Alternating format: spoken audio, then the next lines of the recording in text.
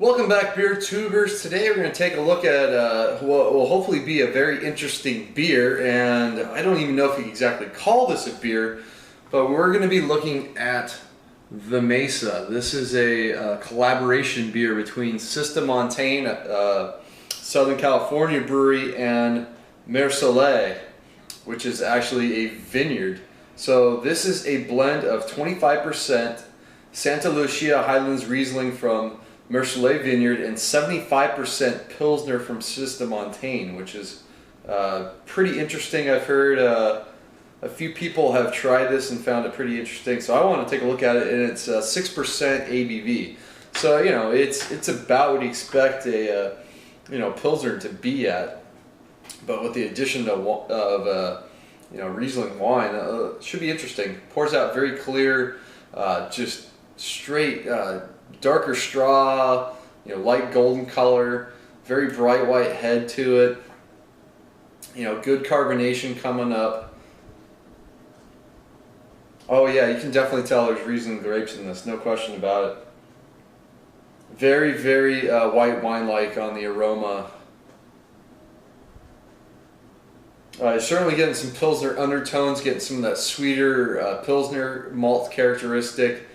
From the wine, you're getting like a lot of like apple and pear notes. A little bit of like a honey character to it.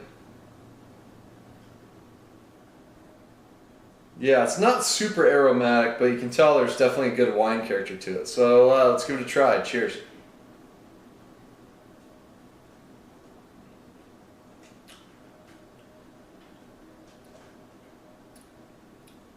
Yeah, first it's almost like you're just drinking wine, and then the finish is very beer-like.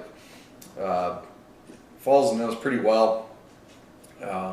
Very dry, crisp tasting beer. So as I drink more of it, as it warms up a bit more, the dominant Pilsner character that I was initially getting is taking over to more of that wine-like character. It's definitely big fruits.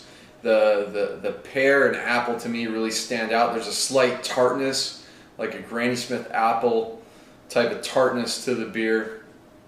You're definitely getting that white grape character in there. Most of this happens up front. There's this sort of initial sweet white wine character to the beer. So I was reading more on the back of the bottle, and they mentioned that they're brewing it with Nelson Sauvin hops. So that definitely has that white wine character to those hops, and it works well with this. I'm not getting the taste of like any kind of like hot bitterness to the beer, but I could definitely see there being some Nelson in there with that white grape kind of character. And it also mentions they fermented with a blend of wine and beer yeast, and that they subtly soured it with Lactobacillus, and that makes sense to me as well, because there's definitely a tartness to the beer.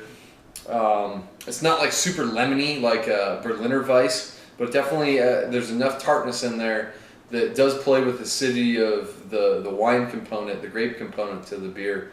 And it really, it fermented, you can tell it fermented out really dry, probably with that wine yeast that they added in there, because it finishes with just that crisp sort of Pilsner malt, slight bit of sweetness, but mostly a dry, bready, just wine-like finish to the beer, if you want to call it that. I mean, it's a nice, interesting blend between the two beverages.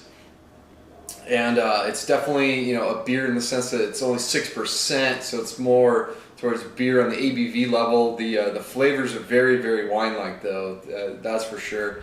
Using the Pilsner as a base kind of lets those flavors dominate on the palate. So really hard beer to grade. I think it's pretty well done. I'm going to go B with this one. I think it's pretty solid, above average tasting combination of beer. I don't have a whole lot of examples to go by.